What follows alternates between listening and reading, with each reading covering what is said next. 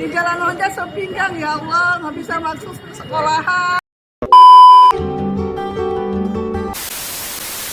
Rumah di perumahan Atera Hill 2, Desa Jaya Sampurna, Bekasi, Jawa Barat.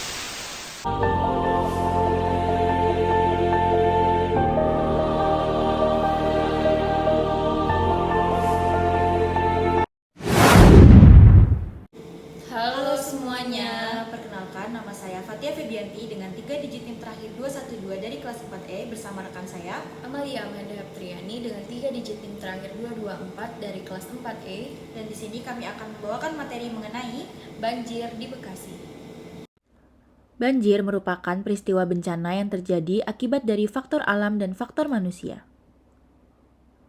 Faktor alam dapat disebabkan dari beberapa hal. Yang pertama, curah hujan yang tinggi dapat menaikkan permukaan air tanah dan dapat menyebabkan banjir. Kemudian, pasang surut dari air laut. Dan yang terakhir, kondisi permukaan air tanah lebih rendah daripada permukaan air laut.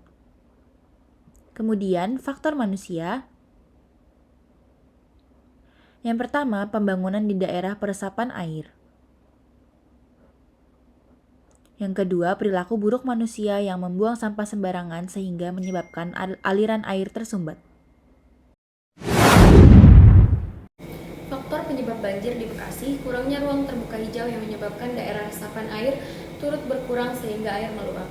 Kondisi air laut yang tengah pasang, sedimentasi dan penumpukan sampah di aliran sungai telah mengurangi kedalaman sungai dan menghambat aliran air, curah hujan lokal yang tinggi, dan tata ruang buruk yang tidak mendukung sistem drainase yang baik. Nah, mengapa sih dapat terjadi banjir? Jadi, banjir yang melanda sebagian dari kota Bekasi terjadi karena gabungan dari faktor-faktor pendukung yang menyebabkan air hujan tidak dapat terserap dengan baik ke dalam tanah maupun dialirkan keluar, sehingga meluap dan menyebabkan banjir. Dampak kesehatan, dampak bencana mengakibatkan 13 korban meninggal dunia, dan dampak kesehatan yang terjadi akibat banjir di wilayah Bekasi berdasarkan Kemenkes adalah layanan kesehatan di beberapa wilayah mengalami gangguan operasional termasuk 3 rumah sakit dan 4 puskesmas di Kabupaten Bekasi. Nah, dampak sosial dari banjir di Bekasi ini telah menyebabkan kerugian baik material maupun non-material.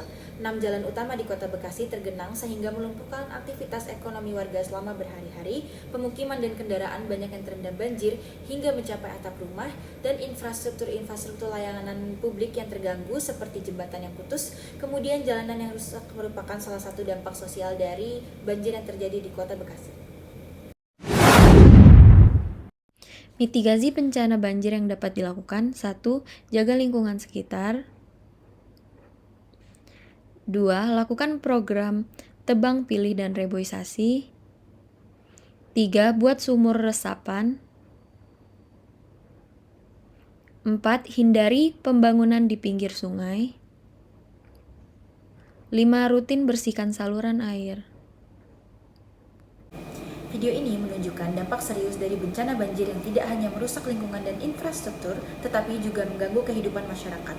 Kejadian ini mengingatkan kita akan pentingnya menjaga lingkungan, memperbaiki sistem drainase, serta meningkatkan kesadaran dan kesiapsiagaan menghadapi bencana alam. Kami harap video ini dapat berdampak positif bagi teman-teman semuanya. Sekian dari kami, terima kasih.